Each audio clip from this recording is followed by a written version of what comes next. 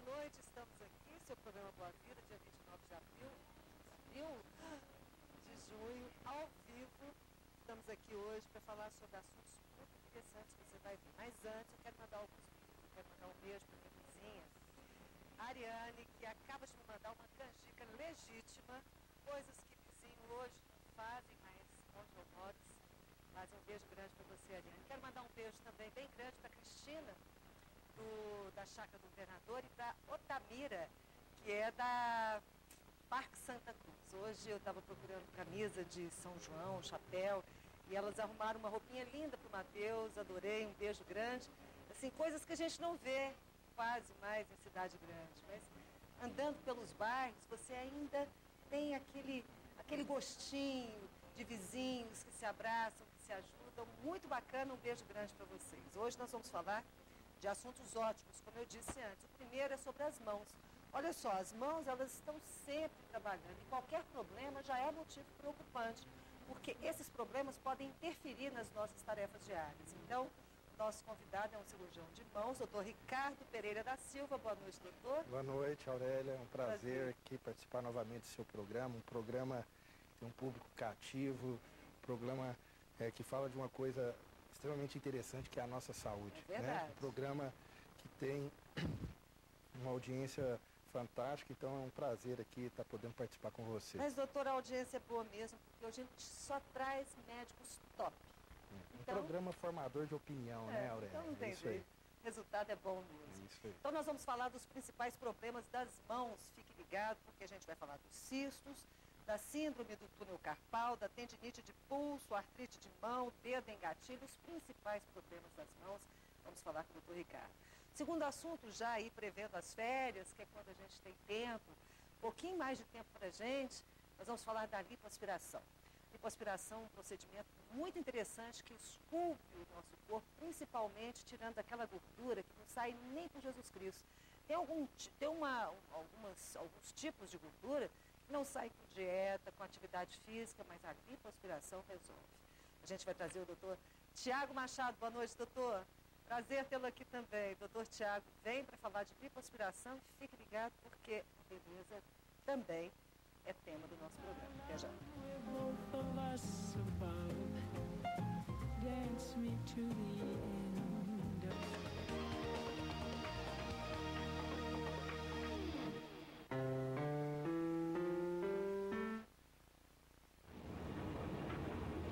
Sem harmonia, as peças não se encaixam e não funcionam com perfeição. Um belo sorriso com dentes saudáveis e bonitos não tem preço.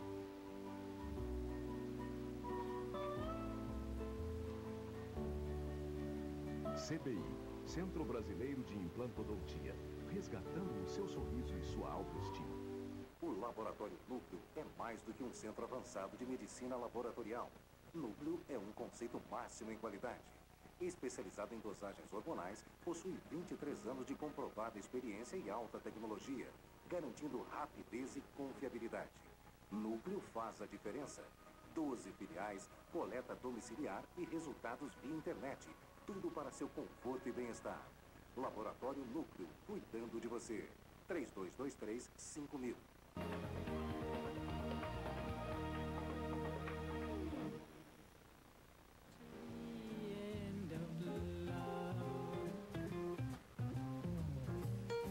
Começando agora o seu programa de saúde, nossa primeira entrevista é com o doutor Ricardo Pereira, um cirurgião de mãos. Vamos então falar dos principais problemas das mãos, começando com cistos, doutor. Cistos são um problema comum das mãos? Então, hoje é bastante frequente no nosso consultório, os pacientes, principalmente até a 4ª década de vida, aparecerem com pequenas nodulações no dorso do punho, né? São pequenas tumorações benignas, né, que representam um extravasamento de líquido da articulação para fora, formando uma pequena cápsula que a gente caracteriza como um cisto, né, que pode estar ou não associada à dor desses pacientes, causando algumas limitações, né, até mesmo para o trabalho. Existe algum risco deles se tornarem malignos? Então, a grande maioria das vezes, esses cistos são benignos, né? São raras as situações de lesões malignas envolvendo as mãos.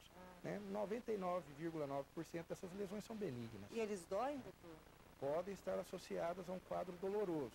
E aí sim, nessa situação, se faz necessário em algumas situações a indicação cirúrgica para se resolver esse tipo de problema.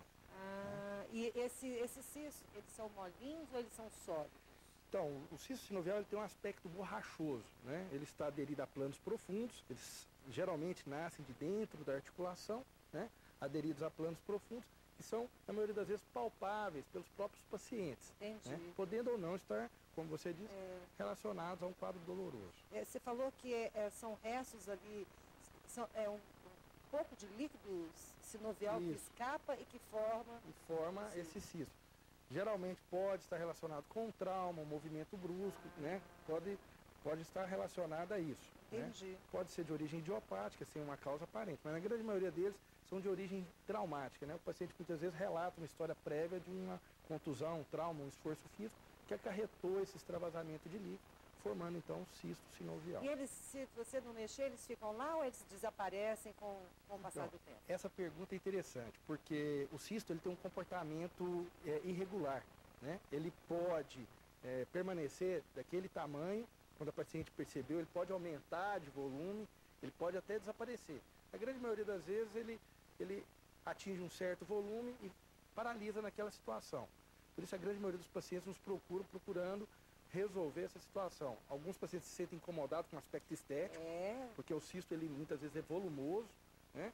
E outros em relação ao quadro doloroso mesmo, né? O cisto pode provocar dor. Mas também não é nada preocupante, né? Não, são lesões benignas, o tratamento é um tratamento relativamente simples e dá muito bom resultado. Entendi. Vamos falar então de um assunto que eu acho que a mulherada está esperando, que é a síndrome do túnel carpal. Falei mulherada porque essa síndrome acomete mais as mulheres que os homens, né, doutor? Então, é isso mesmo, Aurélia. A síndrome do túnel do carpo é a neuropatia compressiva do nervo mediano, a neuropatia compressiva periférica mais comum no ser humano, né?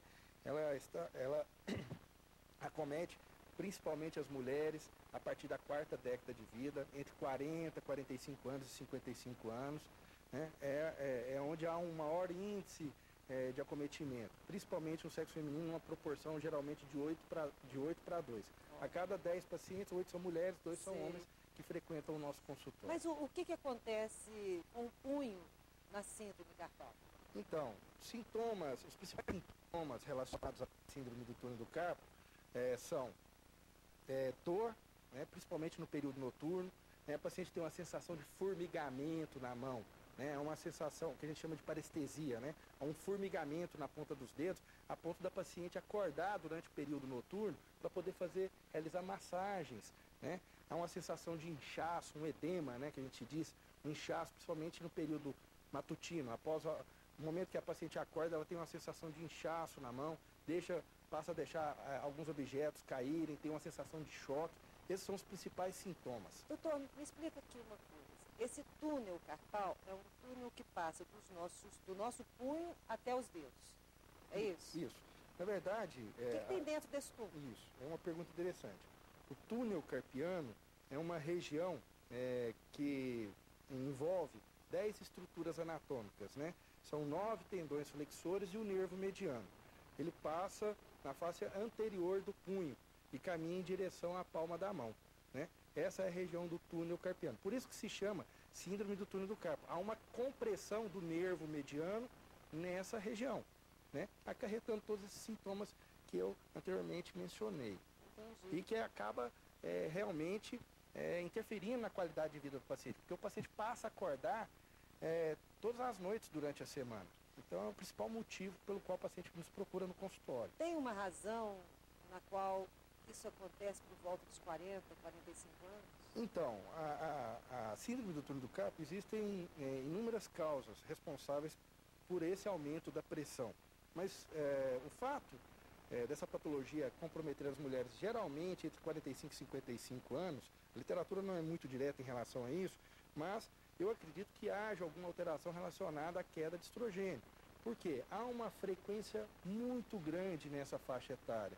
Então, provavelmente essas alterações hormonais que ocorrem no organismo da mulher, nessa faixa etária, elevem a pressão nessa região, acarretando então a neuropatia, os sintomas que levam o paciente nos procurar no consultório. Entendi. Tem um exame que dá uns choquinhos, assim? Que exame é esse? Isso. Todo mundo fica preocupado com esse exame, né? Algumas pessoas acham que é dolorido, que é difícil ser realizado. É a eletroneuromiografia, né? Esse é um exame extremamente importante, né, que nos auxilia na mensuração da compressão em que o nervo se encontra, né? Então, a grande maioria, né, dos colegas que realizam esse exame, eles mensuram essa compressão entre leve, moderado e acentuado, né? Ou leve, moderado e grave.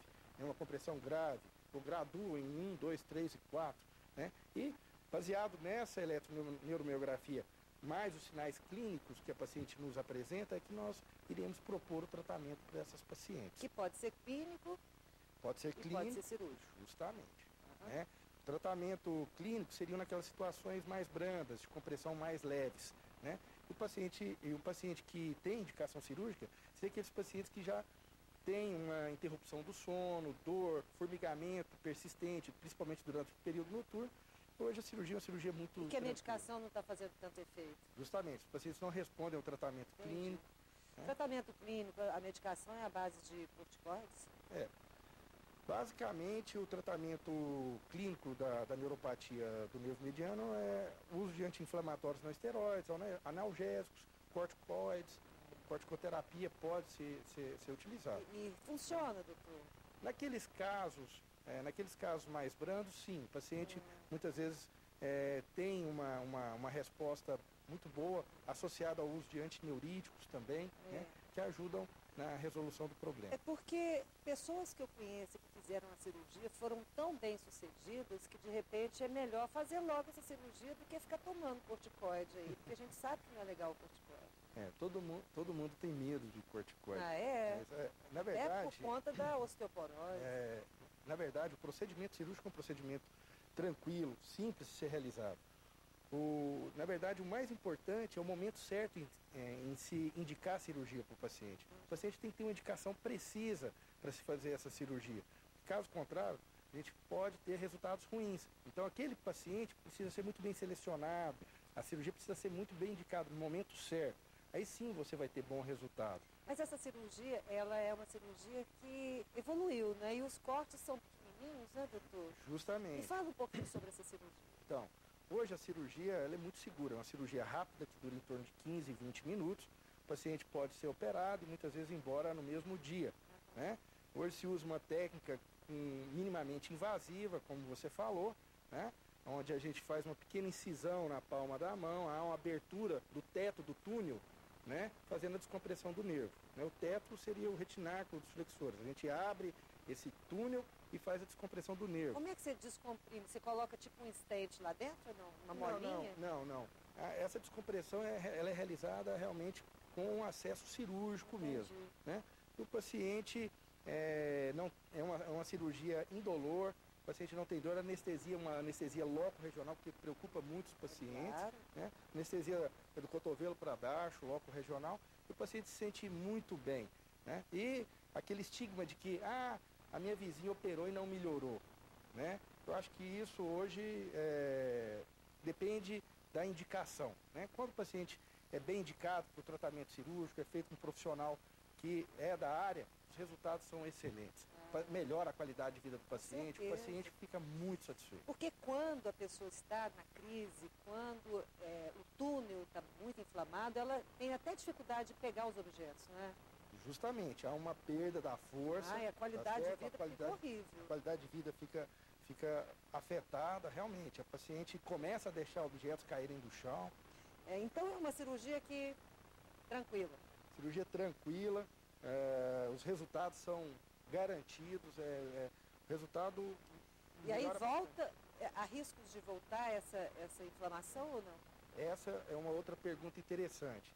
Quando você faz um tratamento cirúrgico correto, o índice de recidiva ele é mínimo, né? A recidiva só ocorre quando o paciente não é operado de forma adequada. Ou não faz uma reabilitação adequada ou tem complicações. O pós-operatório, essa reabilitação precisa de muitos cuidados, precisa de fisioterapia ou só esperar a cicatrização para a pessoa ter alta? Não. Hoje, eu costumo dizer que não existe cirurgia da mão sem terapia de mão. É importante que todos os pacientes que trabalham, que são submetidos a um tratamento cirúrgico envolvendo as mãos, passem pelo terapeuta de mão no pós-operatório. Inclusive os pacientes que são submetidos a tratamento cirúrgico de síndrome do túnel do carpo, que as maiores complicações estão relacionadas à cicatriz. Então há necessidade que a terapeuta faça massagem sobre a cicatriz, para que essa cicatriz se torne o mais natural possível, mesmo com as mini incisões.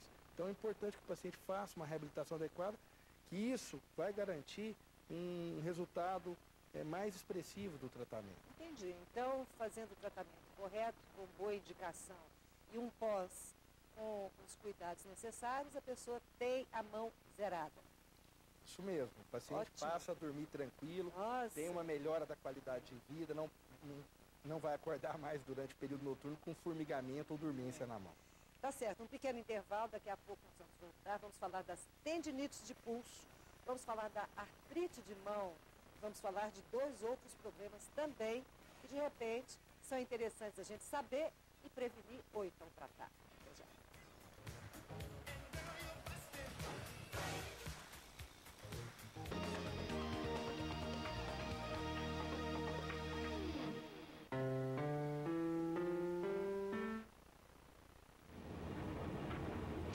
Sem harmonia, as peças não se encaixam e não funcionam com perfeição. Um belo sorriso com dentes saudáveis e bonitos não tem preço.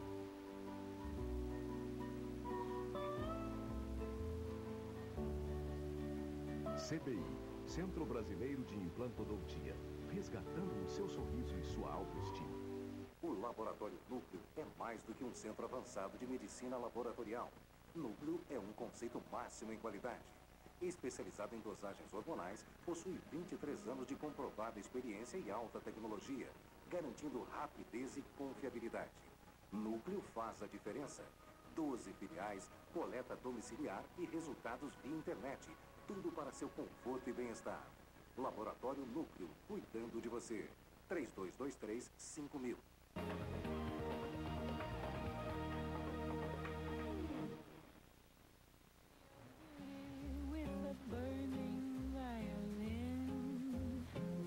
Nossa primeira entrevista no programa Boa Vida é sobre mãos, os problemas mais comuns das mãos. O nosso convidado é o cirurgião de mãos, Dr. Ricardo Pereira. A gente estava falando sobre a síndrome do túnel carpal, agora antes de chamar o intervalo. Só para terminar, doutor, não há como prevenir essa síndrome? Então, é difícil a gente dizer quem vai ter uma síndrome do túnel do carpo ou não. Realmente não tem como a gente prevenir isso. Né? Felizmente, o paciente vem ao consultório e a gente não tem como... é lógico que o paciente que tem uma qualidade de vida melhor, pratica atividade física frequente, há uma tendência a ter menos problemas de saúde. E herança genética não tem nada a ver aqui? Existe um fator familiar, como em quase todas as patologias, existe um fator familiar associado. Entendi. Né? Então, a síndrome do túnel carpal, você viu, é uma inflamação que acontece aqui no punho. Agora, a tendinite de pulso é uma... Tendinite, eu imagino que é uma inflamação dos tendões. Qual que é a diferença da tendinite para a síndrome carpal? Então, realmente, a terminologia IT se refere a processos inflamatórios, né? Então, a tendinite, né, ou as tenossinovites, são processos inflamatórios que envolvem o tendão, né? A síndrome do túnel do carpo é um processo inflamatório na bainha do nervo, né? É uma neuropatia, uma doença do nervo, né? Não é uma doença no tendão. Então, a tendinite é uma doença do tendão e a síndrome do túnel do carpo é uma doença do nervo. Né? Comum, doutor? Extremamente comum. As tendinites hoje fazem parte da grande maioria do contingente do nosso consultório, né? Engloba todos aqueles pacientes com doenças ocupacionais, os processos inflamatórios transitórios de origem ocupacional, geralmente estão diretamente relacionados a essas tendinites, tenossinovites. Então, movimentos repetitivos, eles arriscam a saúde dos tendões. Então, o paciente que executa atividades de repetição, né, estão mais predispostos a desenvolver problemas inflamatórios envolvendo os tendões. Isso As mulheres também são as maiores vítimas. Mais uma vez. Há uma predisposição um pouco maior. A gente tem que morrer e ir para o céu mesmo, ir para o paraíso, porque tudo acontece mais com a gente, doutor. Coisa impressionante. Como é que se manifesta essa tendinite? As mulheres é o sexo frágil, né? Então há uma susceptibilidade nas mulheres. Infelizmente. Então, esse processo inflamatório, ele pode estar relacionado a um esforço físico de repetição, né? A musculatura vai entrando em processo de estresse e isso gera um processo inflamatório que acarreta dor. Esse é o motivo pelo qual o paciente vai, então, ao consultório, né? Existem uma série de processos inflamatórios envolvendo o punho, envolvendo as mãos, né? Os mais comuns são a tenossinovite de Kerven, né? Que é um processo inflamatório no primeiro compartimento extensor, né? Do polegar, né? Que seria envolvendo os tendões que fazem o movimento do polegar. Uma outra tendinite bastante comum, né? Que é a tendinite dos flexores dos dedos, né? Envolvendo o espessamento do túnel, né? Gerando o que a gente chama de dedo em gatilho, né? O paciente tem um bloqueio do dedo, né? Aí não consegue fechar? Não, na verdade ele fecha e o dedo não fica abre. preso, não abre, né? Então há um processo inflamatório no túnel onde o tendão corre, né? Então há um espessamento desse túnel, o paciente fecha o dedo e o dedo trava, dá uma impressão de um gatilho. Ele faz força para poder abrir a mão e o dedo vai de uma vez. É um verdadeiro gatilho, né? Então esses são os processos inflamatórios mais comuns. Dói também? Provoca dor, limitação. O paciente às vezes de manhã acorda com o dedo travado, né? E na grande maioria das vezes acabam sendo encaminhados para o tratamento cirúrgico, nesses casos de dedo em gatilho. E pode estar associado à gravidez? Então, essa é uma pergunta interessante. A paciente no período gestacional há uma predisposição maior a desenvolver principalmente a tenossinovite de Kerven. E ela aumenta depois que a criança nasce. Olha. Então, há um fluxo muito grande de pacientes no puerpério que frequentam o meu consultório. A criança nasceu, né? O ato mecânico de pegar a criança para amamentar, associado às alterações hormonais que ocorrem nesse período, geram esse processo inflamatório, principalmente no primeiro compartimento extensor. Tratamento além do cirúrgico é com remédios e fisioterapia? Medicamentos, tratamentos terapêuticos, né? Infiltrações em algumas situações, né? Que fazem parte fazem parte do nosso arsenal terapêutico. A acupuntura, né? Hoje faz parte da nossa terapia, né? Um problema também muito comum é a artrite de mão. Extremamente comum. Vamos falar um pouquinho sobre a artrite, doutor? Artrite, eu estava lendo na internet, então eu vi artrite de mão, desgaste e rompimento. Como é que a gente vai explicar isso? Porque artrite não é uma inflamação ali das juntas, das articulações, e o desgaste já não é uma artrose? Isso. Então, são duas coisas que a gente precisa definir bem. O paciente que tem artrite reumatoide é um paciente que tem uma doença autoimune, uma doença reumatológica autoimune, né? Muitas vezes de caráter genético, e que tem uma evolução destruidora, tem um processo de destruição mais rápido, né? Que acarreta essas deformidades. E existe o paciente que tem artrose primária, que é um processo degenerativo primário, tá certo? Que também acarreta deformidades, nodulações, né? E incapacidade para alguns pacientes. Eles estão interligados, esses dois problemas? Então, não, são duas patologias diferentes. A artrose primária, qualquer um de nós pode acabar evoluindo, né? E a artrite reumatoide não. A artrite reumatoide é uma patologia isolada, que é mais comum entre 20 e 40 anos, cujo diagnóstico e o tratamento é feito por uma equipe multidisciplinar comandada pelo reumatologista. Certo. O rompimento, por exemplo, uma queda, um trauma, também pode levar a esse problema. O problema da ruptura, principalmente quando a gente fala em rompimento, é a ruptura dos tendões, né?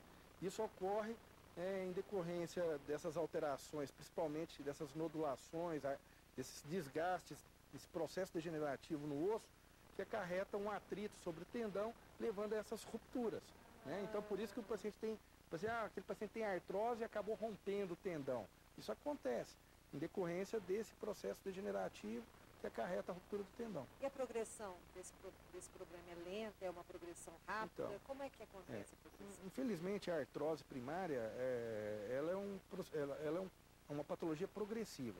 Existem inúmeros medicamentos hoje, os condroprotetores, que cujo intuito é tentar retardar a progressão dessa patologia, desse desgaste, e melhorar a qualidade de vida do paciente. Então, assim, a maioria dos pacientes, eles respondem bem ao tratamento clínico, mas, infelizmente, a gente não para de envelhecer, né, Aurélia? Então, a artrose é um processo de desgaste natural da vida. Alguns pacientes têm um processo mais rápido, e, nesse caso, a ideia é fazer o tratamento clínico, e alguns outros pacientes, né, são normais. E quando desgasta demais, o que faz? Então, quando há um desgaste acentuado, a gente tenta retardar, a gente tenta parar esse processo. Só assim? Com medicamentos. E alguns pacientes necessitam até mesmo de cirurgias corretivas, tá certo? Com o intuito de tentar melhorar e restabelecer a função da mão. Eu sei, essas cirurgias, elas são para colocação de prótese ou não? Justamente, em alguns casos, né, principalmente a nível das articulações metacarpianas, existem as próteses de silicone, que promovem a substituição articular, realizando então a correção, né, dessas articulações e causando um alívio da dor para esses pacientes. E deixa eu te perguntar, doutor, é interessante fazer esse tipo de procedimento antes que o problema se agrave, ou seja, ali na fase intermediária do problema, ou é importante que deixe agravar para poder fazer a cirurgia? Então, essa é uma pergunta muito interessante. Infelizmente, muitos dos pacientes que nos procuram no consultório, muitas vezes eles já até passaram da hora de serem operados, né?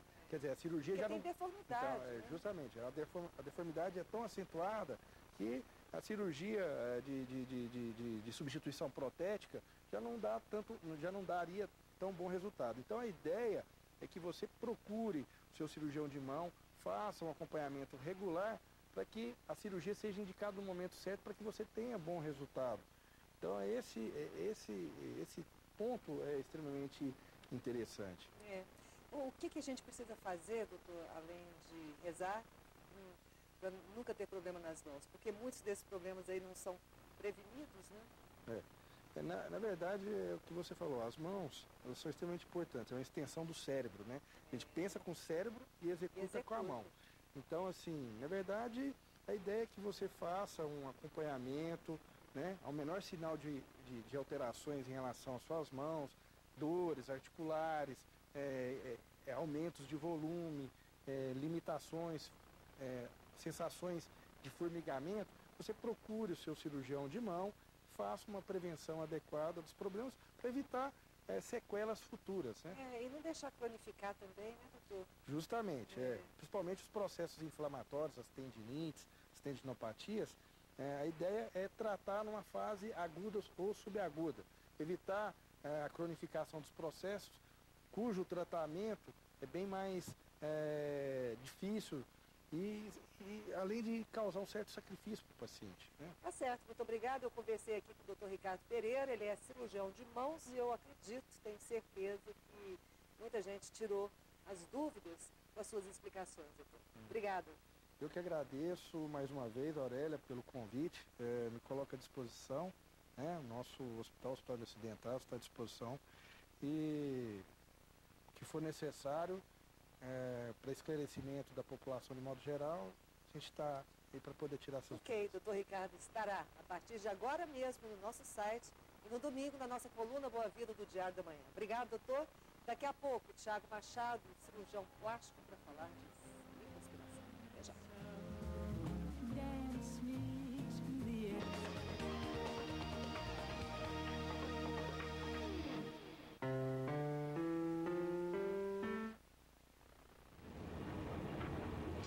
Sem harmonia, as peças não se encaixam e não funcionam com perfeição. Um belo sorriso com dentes saudáveis e bonitos não tem preço.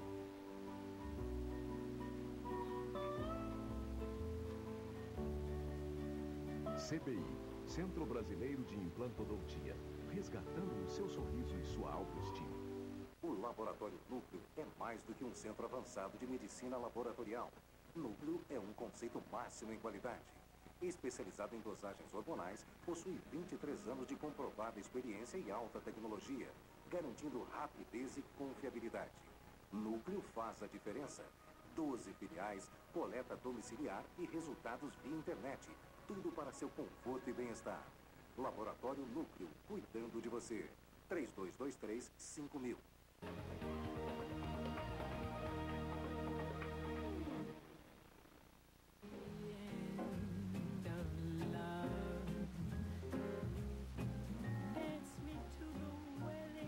Quando a gente fala de estética, eu sou muito vaidosa, gosto de ter um corpo legal, acho que é o nosso cartão de visita, mas tem alguma gordura que não sai de jeito nenhum. Você pode fazer dieta, você pode fazer atividade física, e é uma gordura que fica ali e que incomoda muita gente. Então nós vamos falar de lipoaspiração. Nosso convidado é o Dr. Tiago Machado, ele é cirurgião plástico. Doutor, tudo bem? Obrigado tudo bom? pelo convite. Então, doutor, eu que agradeço. Então, a cirurgia plástica através da lipoaspiração, eu acredito que na última década, ela deu uma melhorada na sua técnica e uma refinada na aparelhagem. O que a senhora acha disso? Olha, a lipoaspiração ela surgiu há 3 décadas, certo? Na década de 80 surgiu a lipoaspiração e ela veio se desenvolvendo nesse período todo e realmente hoje em dia a gente tem vertentes diferentes. A lipoaspiração ela pode ser feita através de um aparelho com ultrassom, pode ser feita junto com o laser, ela pode ser feita de uma técnica que eu sou adepto através de um aparelho que vibra, tornando o método um pouco mais suave, que é o vibrolipo. Como né? é que é esse método? Esse aparelho, ele faz com que a cânula ela fique fazendo um movimento lateral de mais ou menos 1 centímetro, meio centímetro a 1 centímetro, o tempo inteiro que você está mexendo com ela, de modo que você tem que fazer menos força. E aí agride menos o tecido gorduroso. Que ótimo. Certo. Interessante. Doutor, vamos falar um pouquinho dessa... Muitas vezes a gente ouve falar que fulano teve um choque, morreu quando estava fazendo uma lipo, outro também aconteceu a mesma coisa. Mas a gente fica sabendo de casos assim, mas a incidência, eu estava olhando a respeito de incidência de casos que não deram certo, é muito pequena, não é? Veja bem, as complicações graves em lipoaspiração, elas realmente são raras, são situações de exclusão. Não é algo frequente você ter uma complicação fatal, por exemplo, numa lipoaspiração. Mas realmente é um procedimento cirúrgico que tem que ser feito tem que ser bem programado, Exatamente. feito dentro de um hospital, não dentro de consultório, certo? De jeito nenhum dentro consultório, nem que seja mini lipo, igual eles falam.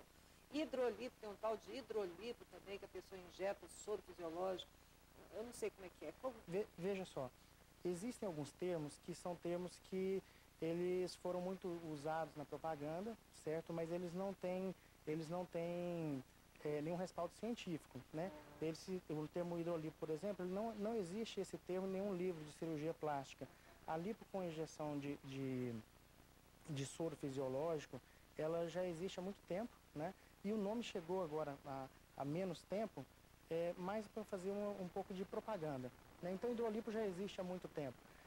Fazer a lipo e o paciente ir embora para casa no mesmo dia, ou fazer lipo com anestesia local, é algo perfeitamente possível para aquelas pacientes que têm indicação de lipar uma pequena área do corpo, certo? Isso é possível e é programado, mas dentro de um hospital, com o médico anestesista junto e com a equipe completa. Né? Claro, porque observando esses critérios, o risco é bem menor. Essas pessoas que tiveram problemas durante uma lipoaspiração, você pode olhar, muitas vezes o especialista não era uma pessoa preparada para a lipoaspiração e não estava preparado, porque ali as cânulas, vamos explicar para as pessoas, doutor, desculpa, como é que se faz a lipoaspiração? Porque eu queria que o senhor falasse sobre as cânulas e o movimento que se faz e que coloca a pessoa a salvo nessa cirurgia. Veja bem, a cânula de lipoaspiração é um instrumento delicado. Um aspecto da evolução da lipo é justamente ela ter ido diminuindo o calibre no decorrer desses anos. Hoje, a lipo, para se fazer uma lipoaspiração, demora um pouco mais de tempo na hora da cirurgia do que era há 30 anos atrás. Justamente porque as cânulas têm um calibre bem estreitinho, de mais ou menos 3 milímetros, certo? E o comprimento delas é diferente para cada parte do corpo. Quando o movimento realizado de vai e vem para poder aspirar a gordura é feito, a ponta da cânula está sempre voltada para a superfície da pele. Então, esse medo de perfurar os órgãos é uma situação realmente muito rara de acontecer. Para acontecer uma situação de perfurar os órgãos do paciente, é realmente uma complicação raríssima numa lipoaspiração. O cirurgião está posicionando a cânula de forma errada, né? Porque se você fala que a cânula é assim, para não perfurar? Se ele perfura, é porque ele está direcionando a cânula para o abdômen. O nosso corpo é cheio de relevos, né? E o objetivo da lipo é justamente a gente mudar um pouco esses relevos, mudar o contorno do corpo. Existem algumas situações em que o movimento poderia ser perigoso. E é por isso que são utilizados vários orifícios no corpo, de modo que o vetor de força, a maneira que você imprime aquela força, nunca esteja contra a cavidade do corpo, mas sempre voltada para a pele. Entendi. Certo? Agora, vamos explicar um pouquinho, doutor, a respeito da localização da gordura no nosso corpo. Ali, aquele colchãozinho de gordura ali, é importante? Ou, por exemplo, eu sei de, por exemplo, cirurgiões que tiram muita gordura e a pessoa fica com ondulações ali no local onde foi aspirado. Qual a melhor maneira de se fazer a lipoaspiração e manter aquela superfície lisinha sem esses altos e baixos dessas nodulações que muitas vezes acontecem? Veja bem, em cada parte do corpo em que se vai fazer a lipoaspiração, a gente tem uma quantidade de gordura, certo? Que ela tem que ficar para trás. Isso é importante. A gordura ela tem um papel modelador no nosso corpo. Então é importante, por exemplo... É bem gostoso até de tocar, né? Alguns têm um pouquinho de exagero, mas tudo bem. Veja só, no abdômen, por exemplo, a gente procura não deixar menos que 1 centímetro de gordura debaixo da pele. Porque é difícil ter o controle com menos de 1 centímetro de gordura debaixo da pele e não ficarem essas ondulações. Então, essa camada de gordura ela é importante também, justamente para não acontecer as chamadas sequelas do exagero, de você exagerar, querer emagrecer por demais. A lipoaspiração não é uma técnica de emagrecimento, né, doutor? Infelizmente, não. O que ela procura é justamente mudar o contorno corporal, tratar os pneuzinhos, né, a gordura dos flancos, tratar a gordura trocantérica, que é o culote, né? Só um minutinho. Essa gordura que eu falei aqui no início, que não sai de jeito nenhum, que gordura é essa? Isso existe mesmo? Não é que não sai de jeito nenhum, mas ela é bem mais difícil mesmo. E, mais uma vez, eu vi você falando antes com colegas sobre as mulheres, né? Que vocês sofrem mais. E, realmente, a gente chama essa gordura de gordura ginecóide, porque ela é presente em vocês. Por mais gordinho que seja o homem, essa gordura trocantérica, que é o culote, que está na raiz da coxa, né? E a gordura dos flancos, que está atrapalhando ali a cintura, principalmente hoje, que a mulher quer usar uma calça mais baixa, uma roupa mais baixa, ela é difícil de sair. A atividade metabólica dela é mais lenta, de modo que quando você faz uma dieta, emagrece muito a barriga, emagrece o rosto, emagrece às vezes até diminui mais do que eu gostaria o tamanho das mamas, e no entanto aquela gordurinha dos flancos, do pneuzinho, continua lá. Essa é uma indicação perfeita para a lipoaspiração. Mas o homem também tem aquela barriga de chope, uma barriga dura. Não é nem uma barriga com gordura, uma barriga dura. Como é que é o procedimento da lipo nesse tipo de corpo que tem uma barriga dura? Funciona também ou não? Essa é uma grande limitação que nós temos. A cada dia que passa a gente tem feito mais cirurgias em homem. Né? Eu sei. Eu estou chegando agora de uma cirurgia num homem.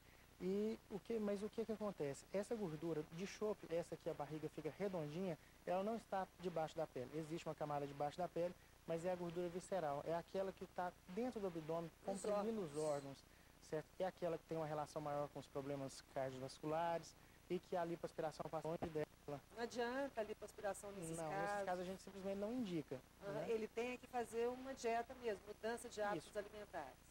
Essa gordura, por outro lado, ela é metabolicamente muito ativa, ao contrário da gordura ginecoide, de modo que o paciente pode ser preparado, perder um pouco de peso, perder um pouco daquela circunferência e aí sim partir para a lipoaspiração, que é a gordura debaixo da pele. Já aquela gordura que balança, banhudinha, essa já é perfeita.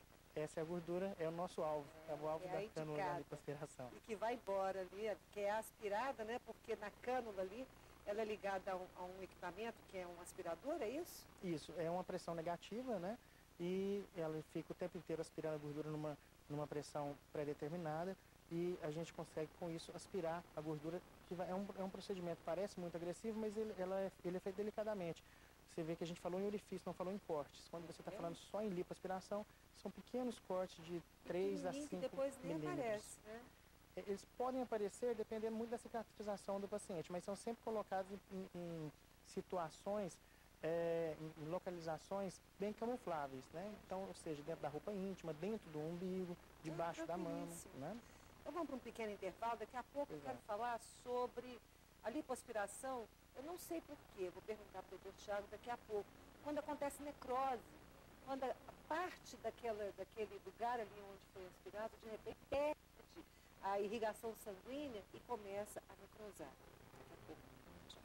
Dance me to the end of love.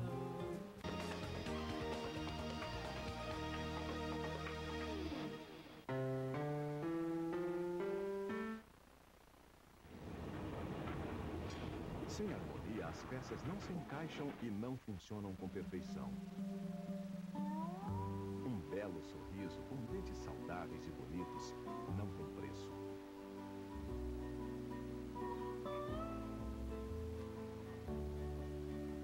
CBI, Centro Brasileiro de Implantodontia, resgatando o seu sorriso e sua autoestima. O Laboratório Núcleo é mais do que um centro avançado de medicina laboratorial. Núcleo é um conceito máximo de qualidade. Especializado em dosagens hormonais, possui 23 anos de comprovada experiência e alta tecnologia, garantindo rapidez e confiabilidade. Núcleo faz a diferença. 12 filiais, coleta domiciliar e resultados via internet. Tudo para seu conforto e bem-estar. Laboratório Núcleo, cuidando de você. 3223-5000.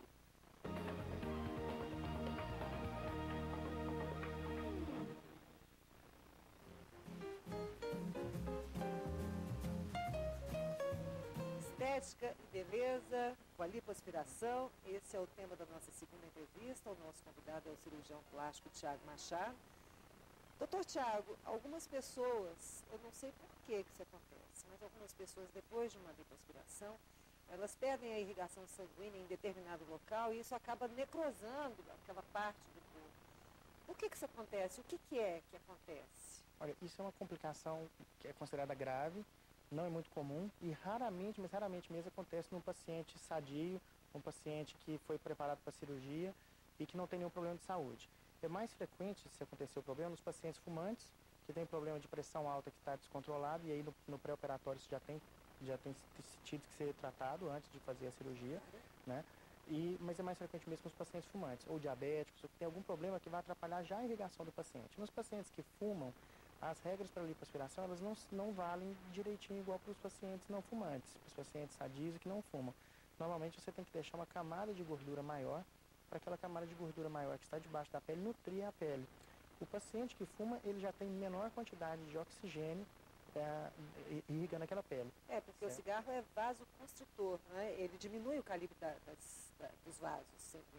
Isso é só uma face do problema, na verdade. Porque, veja só, o cigarro, quando está fumando, ele é vasoconstritor. Quando a pessoa dá uma tracada, ele é vasoconstritor. Então, qualquer cirurgia que a pessoa vai fazer, na hora que vai operar, naquela semana e logo depois da cirurgia, já não pode fumar mesmo. Mas os problemas que o cigarro já vem causando no decorrer dos anos, fumando, esses também são problemáticos. Veja só, os vasos sanguíneos, eles ficam endurecidos e eles fazem curvas um pouco mais agudas. E aquilo é mais difícil do oxigênio chegar. Entendi. Certo? Eu achei que essa necrose fosse em função da retirada excessiva de gordura, então não é. Pode também acontecer por uma prática errada da lipoaspiração e ser retirada uma quantidade excessiva, deixar uma camada muito pequena de gordura, porque aquela gordura, aquele 1 centímetro de gordura, ele também é responsável pela irrigação sanguínea da pele. Entendi. Doutor, a aspirina também não é legal antes da cirurgia, né? A pessoa de repente tem um problema de dor de cabeça, tomou aspirina. Não é legal porque dizem que a aspirina provoca sangramento, é verdade isso? Olha só, existe uma série de medicações que a gente tem que interromper o uso antes de fazer uma cirurgia, não só para lipoaspiração, para outras cirurgias também. A aspirina, ela aumenta o sangramento. Hoje em dia, quando a gente vai fazer uma cirurgia programada, uma cirurgia eletiva, a gente, inclusive, pode usar alguns medicamentos que poderiam aumentar um pouquinho o sangramento, que são utilizados na prevenção da trombose, que é uma complicação perigosa em qualquer tipo de cirurgia, não só na lipoaspiração. Isso somado com um comprimidinho apenas de aspirina pode ser problemático para a cirurgia. Então, sempre a gente, apesar de avisar esse paciente dias antes, novamente, 1, 2 dias antes da cirurgia, é voltado novamente a falar sobre esse assunto com o paciente e saber cada remedinho que esse paciente tomou. Então, esse é o pré-operatório? É o pré-operatório. É importante fazê-lo com muito critério. O paciente tem que receber orientações dias antes da cirurgia, ela já tem que estar bem orientada sobre tudo que ela vai passar. A lipoaspiração se faz normalmente com que tipo de anestesia? Quando é no abdômen, por exemplo? Isso depende do volume que você vai aspirar, mas a escolha mesmo da anestesia, na hora da cirurgia, é feita pelo profissional, pelo médico anestesiologista. Mas eu posso te dizer o seguinte, quando a gente vai aspirar menos de 1 litro de gordura, muitas vezes a gente pode fazer com anestesia local, uma infiltração local, é feito aquela lipoaspiração e o paciente pode ir embora para casa no mesmo dia, certo? Quando você aumenta aquela área, ela pode ser feita através de bloqueios, como anestesia peridural, e até mesmo com anestesia geral, certo? Então essa escolha é feita junto com o médico anestesiologista. Doutor, muita gente tem gordurinha no braço. A lipoaspiração nos braços, o senhor acha que tem um bom resultado? Sim, a lipoaspiração de braço a gente faz com muita frequência. É preciso, assim como nas outras regiões do corpo, ser muito bem estudada a pele do paciente. Quando o excesso de pele é grande, a lipoaspiração deve ser associada com outras cirurgias. No caso do braço, por exemplo, a dermolipectomia, que é uma retirada de pele no braço, que pode ser feita junto com a lipoaspiração. Inclusive aqui, assim, nessa dobrinha aqui, ó, do peito também, tem gente que tem isso aqui tão gordinho. Eu diria que essa região, que a gente chama de pré-axilar, é uma das regiões que a gente mais faz a lipoaspiração com anestesia local. Muitas vezes em mulheres bem magras, que você faz ali com uma aspiração de 50, 60 ml apenas de cada lado, e já vai dar uma diferença muito interessante. Pode pegar essa gordurinha, já aproveitar e colocar em algum outro lugar onde tenha uma depressão, onde tenha, por exemplo, uma baixa de gordura? Olha só, quando você faz a lipoaspiração hoje, normalmente a gente está levando em consideração todo o contorno corporal, certo? Então é muito comum a gente fazer enxertos de gordura, a gordura retirada de outra região, a gente processa ela na hora da cirurgia, e ela pode ser utilizada, por exemplo, para aumentar um pouquinho o glúteo, certo? A região do bumbum pode ser um pouco aumentada, e outras regiões, outras depressões que podem haver no quadril ou em outras partes do corpo. Bacana, hein? Né? Pode ser utilizado. No rosto também pode? No rosto também Tem pode. gente que, por exemplo, perde peso e não pode nem ficar com o corpo muito magro por causa do rosto. Porque o rosto já envelhece quando ele fica assim, com depressões assim, mais profundas. Pode tirar de algum lugar e colocar no rosto também? Pode sim, essa desculpa não vale para não perder peso. Viu? A gente tem outros procedimentos que podem ser feitos na face, outros preenchimentos de gordura ou não, para poder melhorar a face e ninguém precisa ficar gordinho por causa Pode colocar nas mãos também? Às vezes a mão vai ficando magrela? Pode sim, com envelhecimento, um tratamento legal para o dorso das mãos é o enxerto de gordura. Doutora, essa gordura, ela pode retornar ou não retorna nunca mais? Veja bem, depois que foi feita uma lipoescultura, o padrão da distribuição de gordura no corpo ele vai mudar. Então a cintura vai ficar um pouco mais baixa, a relação entre o quadril e a cintura vai mudar, certo? E quando a pessoa engorda, ela não vai engordar só naquela região onde a gente fez a lipoaspiração, ela vai engordar como um todo, certo? Então a gente observa que quando você faz uma lipoescultura, se a pessoa não engordar, excelente, ela vai manter aquele resultado por o resto da vida, ela vai ter um contorno corporal diferente, ela vai envelhecer, mas vai ter uma distribuição diferente.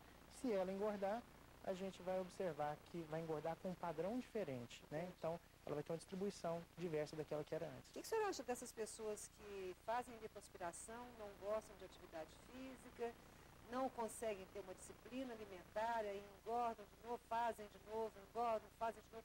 Então, elas estão sempre naquele movimento de engordar e fazer a lipoaspiração, engordar e fazer a lipo. O que o senhor acha do resultado dessas lipos em sequência? A gente chama isso de lipo secundária, lipo terciária, quando vai fazendo sucessivas vezes. Bem, nunca o resultado fica tão bom quanto a primeira. E muitas vezes a gente tem que fazer todo um preparo do paciente. Quando você fez a lipo, você está causando algumas cicatrizes por dentro. Assim, não existe cicatriz de fora da pele, mas existe cicatriz por dentro. E essas cicatrizes pelo lado de dentro tornam o tecido um pouco mais firme, um pouco mais rígido. E por um lado isso é muito benéfico, porque a pele retrai junto. Porém, se a pessoa engorda novamente, e engorda rápido, engorda bastante, e vai querer fazer uma nova lipo depois, aquele tecido já está endurecido para você fazer e talvez você não tenha um resultado tão bom quanto teria na primeira lipoaspiração, certo? O ideal mesmo é manter o peso depois da lipo. Não, porque se a pessoa faz uma lipo e ela depois tem uma disciplina alimentar e pratica atividade física, o resultado é perfeito, não é? O resultado é, sem dúvida, bem melhor. Sempre que a gente faz uma lipoescultura num paciente que precisou de perder um pouco de peso para estar bem preparado para a cirurgia, a gente pede ajuda para um colega nutrólogo para poder fazer o acompanhamento daquele paciente no mínimo 6 meses depois. Ter uma reeducação alimentar. Isso nem sempre funciona, mas a gente sempre sustenta, né? Faz parte do tratamento. Uhum. Né? Ali, quando a pessoa faz uma lipoescultura, normalmente ela quer uma semana depois ter um corpo escultural. E muitas vezes ali o edema persiste, o inchaço, né, fica por mais tempo, um pouquinho, até ela ter o resultado. Quanto tempo demora para apresentar o resultado final de uma lipoaspiração? Apesar disso variar muito de paciente a paciente e da dimensão da lipoescultura, eu posso dizer que com 2 semanas já dá para ter uma ideia muito boa do desenho novo do corpo. E a partir disso, continua se perdendo medidas até 3 meses. E até o 6º mês, se o paciente não engorda, a gente ainda consegue ver um resultado melhor do que aquele que foi registrado com 3 meses. Então é sempre interessante a gente ter um registro fotográfico e de medidas do paciente antes da cirurgia, com 3 meses, com 6 meses e com 1 ano. Olha só, eu acredito que trabalhar a estética seja muito positivo, porque a autoestima conta demais na felicidade das pessoas. Mas uma coisa que a gente sempre bate aqui na mesma tecla é com relação ao profissional. Você precisa ver se esse profissional é realmente uma pessoa especializada em cirurgia plástica, não é isso, doutor? Até pouco tempo atrás, não existia nenhuma resolução que dissesse que o médico tinha que ser especialista para fazer qualquer procedimento que seja. Certo? Há pouco tempo, devido a muitas demandas na justiça, de médicos não especialistas fazendo lipoaspiração, surgiu uma resolução do conselho dizendo que o médico tem que ser cirurgião para poder fazer uma lipoaspiração. Então você precisa saber se seu médico tem essa especialidade e aí sim você seguir todas as orientações, ficar mais bonito e ser mais feliz. Obrigada pela sua participação, Muito obrigado, doutor. eu te agradeço. Desejo sucesso, as portas aqui do programa estão abertas. Na nossa revista Boa Vida, que é a edição especial que vai sair em agosto, o Dr. Thiago será um dos nossos convidados. Então, eu tive grande prazer em entrevistá-lo. Obrigado, prazer foi nosso. Tá certo. Vai mandar um beijo para alguém, doutor? Pode ser para minha esposa, né? Como é que ela chama? Está trabalhando agora, a Mariana. Então, tá certo. Obrigado. Obrigada, domingo. O doutor Thiago também está no Diário da Manhã. Eu agradeço a sua audiência demais. É sempre muito bom quando chega quarta-feira e eu me preparo para te ver. Até a próxima quarta-feira. Tchau. Obrigada, doutor. Obrigado. Kisses